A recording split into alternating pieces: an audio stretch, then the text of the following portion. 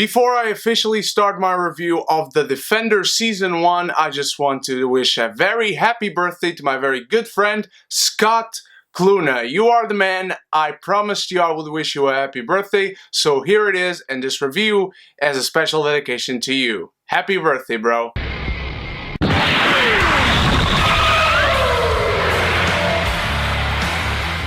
The Defenders Season 1 has just premiered on Netflix. I just binge-watched Season 1, and with these Netflix review or TV reviews in general, I will talk spoilers, but I will not look for them. Just know that I will not avoid talking about spoilers, so here it is, your spoiler warning. Let's go. So the best aspect of Defenders is really the characters, their interactions, and everything we know about the characters individually from their individual shows, they maintain it here. In the first couple of episodes, we catch up with these characters individually, see that Matt Murdock is dealing with the trauma of losing Elektra, and he has not been Daredevil ever since. He doesn't know what he's doing in life. He's trying to defend people in court. He's just being a lawyer, but he seems to have no direction and no passion and no will to live. And I really like how that is the theme and that is his arc throughout the season until the very end. Also, Jessica Jones is being Jessica Jones,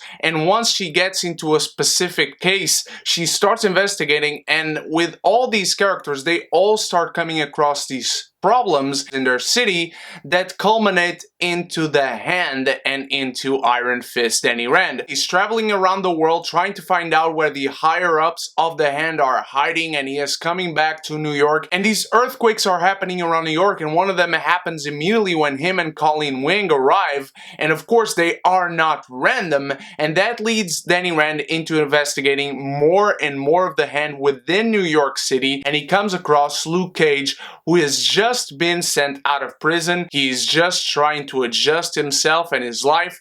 He meets Claire, they hook up or have coffee, and eventually he does meet up with Iron Fist, and their first battle and their first interaction is just excellent, exactly what I wanted with Iron Fist and Luke Cage. And Jessica Jones and Matt Murdock also meet during this time, where Matt Murdock is going into Jessica Jones's case, trying to investigate what she is investigating, but just pretending he is a lawyer. And so now we have these two couples of defenders not exactly getting along, quite the opposite in fact, until Stick comes in. Stick has been kidnapped by Alexandra, played by Sigourney Weaver, and she has him hostage, as well as Elektra. Elektra is under her control. She is now just known as Black Sky. She is now a whole new person, but we'll get to that. And so eventually, Danny's investigation leads into him facing Sigourney Weaver and the higher-ups of the Hand, and this is where all the other defenders come in, and they all meet up, and they have this fantastic hallway fight scene teased in the trailers, where Daredevil meets Elektra again for the first time, and he is just stunned, and he is saved by Iron Fist, who punches and breaks Elektra's sword, throwing her through a wall, and it's just fantastic. Then it comes the point where we all have our defenders meet for the first time. They talk a little bit. They are not going to be a team, and I love this dysfunctional family mentality that is maintained throughout the show until very much the last episode where they all fight together. If it wasn't for Stick, who escaped Alexandra and Elektra by cutting off his own hand and trying to tell the defenders what is going on about the chest and the Iron Fist, about who they served, about the Hand, they would not really come together, and I really like the role that Stick had to play here, but he is just an uber asshole. Stick is just an asshole. He is trying to kill the defenders at one point because he doesn't think they have a chance against the Hand and Elektra kills Stick. Now let's go to Elektra now that I mentioned that she has killed Stick. Elektra's storyline in this season kinda dragged for me. She was this object, this plot device for Alexandra, and she didn't do much. However, when she did do stuff, she did a lot of meaningful stuff. Again, she killed Stick, and then she killed Alexandra, which was kind of a waste of Sigourney Weaver as an actress, and her character was just stalked by the end because of that happening, and it was just a sour note for me. But again, the characters work so well in this show. They flow very well in the narrative as individuals when we follow them individually in the beginning of the show, and until they come together and start forming this not so well working team. They are not a team. They don't feel like a team. They feel like people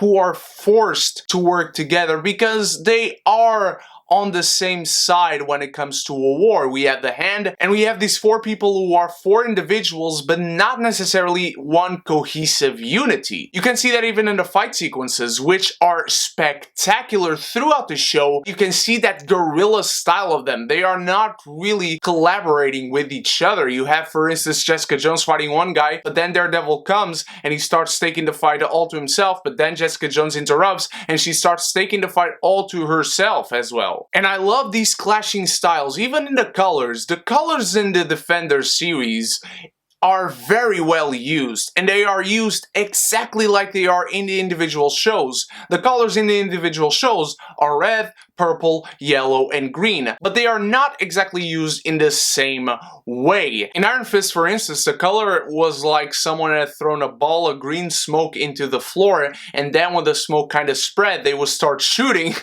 And in Daredevil, it seemed like blood has just dripped, and they would clean up the camera and then start shooting. And the colors in here work fantastically well, but they work again because of characters. The characters are very well understood in this show, and I love that about Defenders. And the dynamic of these characters works so well because you always have these pairs that work very well together. Luke Cage and Jessica Jones, Luke Cage and Iron Fist, Daredevil and Jessica Jones, Daredevil and Iron Fist. Two of these are people who know and understand and believe in the mysticism of the Hand and dragons that Danny Rand defeated, and the Iron Fist and the magic and immortality. And then Luke Cage and Jessica Jones are just two humans who have super strength, but they're like, this is all bullshit that you see in movies, and I don't believe these fantasy fairy tale stories for a second. And it just creates for very good comedy and banter. And their relations, interactions, their banter, Daredevil and Jessica Jones not getting along at all. Luke Cage, once he meets with Jessica Jones, they are both kind of awkward with each other because they have regrets about how they handled things in the past with each other after they separated at the end of Jessica Jones. And Iron Fist is indeed the little brother in this unity, and I will have some complaints about that, just hold on. But I really like the promise that we had with the Hand, with Madame Gao and Bakudo and this other new guy, which I can't remember the name of, coming in, and then they are all fingers of the Hand, but then Stick kills that other guy, the White Hat, and they are just 4 fingers until Elektra kills Alexandra, and they are just now 3 fingers with Elektra, and they end up working with Elektra because they are so afraid of her. But there was this one guy that Alexander talked about, Minamoto, I think that's his name, I apologize if it isn't, and he never came to be, and there's not even a tease for him at the end. And now that I'm complaining, let's go to Iron Fist. Whenever he does shit, he's great, and I think Fiend Jones really took some acting lessons or just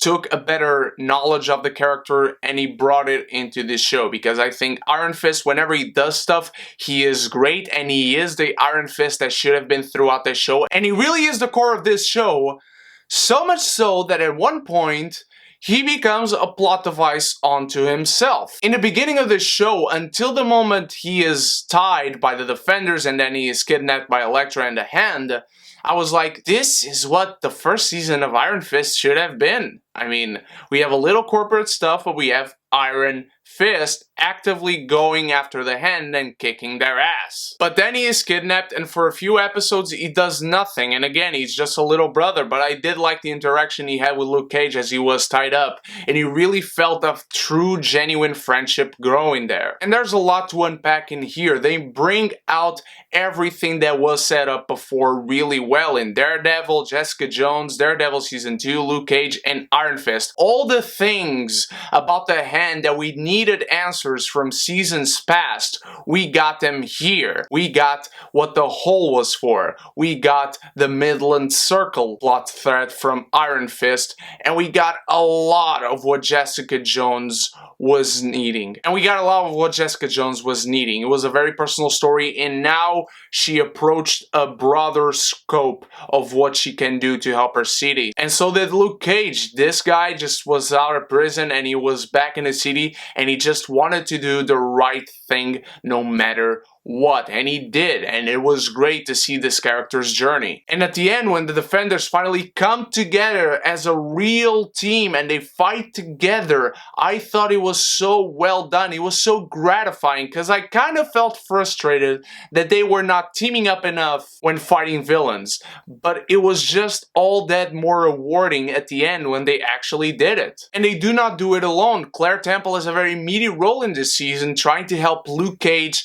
and the other characters she has known so far. So does Colleen Wing, who even fights in the final battle against Bakuto, and she finds some solace all to her own, because she is psychologically scarred, and you feel that throughout the season. She kind of disappears in episodes 4 to 6, 4 to 5 maybe, but then when she is on screen, she really brings a lot. Jessica Henwick did a fantastic job. And let's talk quickly about the acting. The acting was all around excellent, and I felt the most for Matt, Daredevil, who had the most personal story of these throughout. I felt the most after that for Jessica Jones. I need my Jessica Jones season 2 now, please, because Jessica Jones is now with a kick of emotion, a kick of wanting to get back into action and helping people and defeat these scumbags that are surrounding the city. But let's get to the end, where Daredevil is trying to appeal to Elektra and who he knows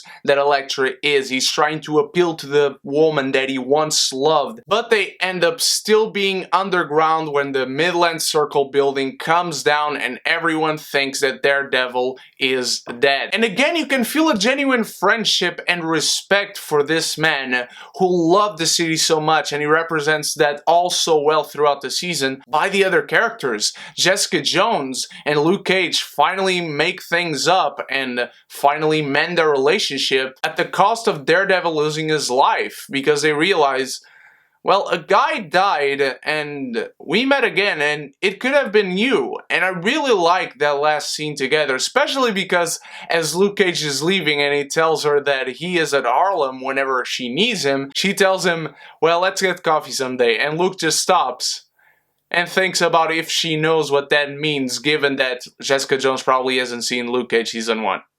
And I do love this tease where Iron Fist is perched up in the roofs of New York City, and we think it's Daredevil for a second, but then he glows his fist and he's just looking on, kind of taking up the mantle for Daredevil. I found that really interesting, and I think it will be a good edge for Iron Fist in season 2. And of course, at the end, we find out that Daredevil isn't dead, but maybe Elektra isn't either and she escaped. I don't know who saved Daredevil. I don't know if it was Elektra, but after the credits we do get a Punisher teaser, and maybe it was Punisher, I guess? Overall, The Defenders is a fabulous show of bringing 4 very different characters together with very different styles in their individual shows and bring out the strengths of all of them. They kind of flounder in the villain department. They kind of flounder in making some characters plot devices. But one thing I do like, and I think I'm in the minority, is that they leave a lot of things to answer.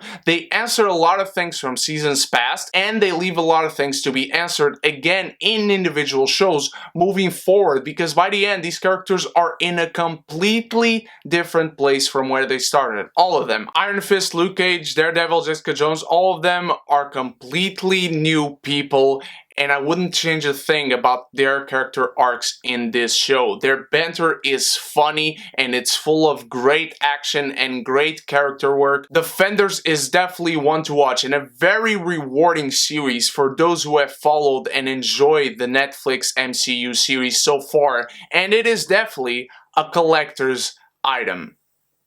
What did you think of The Defenders, my beautiful geekies? Did you enjoy it? Did you not? Was it everything you hoped? Is it your new favorite Netflix series from the MCU? Let me know anything I forgot to mention that you want to know my thoughts on, and let me know your thoughts on it. The Easter eggs are galore throughout this show, so let me know in the comments. Thank you so much for watching. You guys are the freaking best. I love you all from the bottom of my heart. Let's wait for the Punisher at the end of this year, and then more series with these Defenders. And so until then, you stay beautiful, you stay geeky, and if you haven't done so yet, click the subscribe button and the bell so you can be geeky united!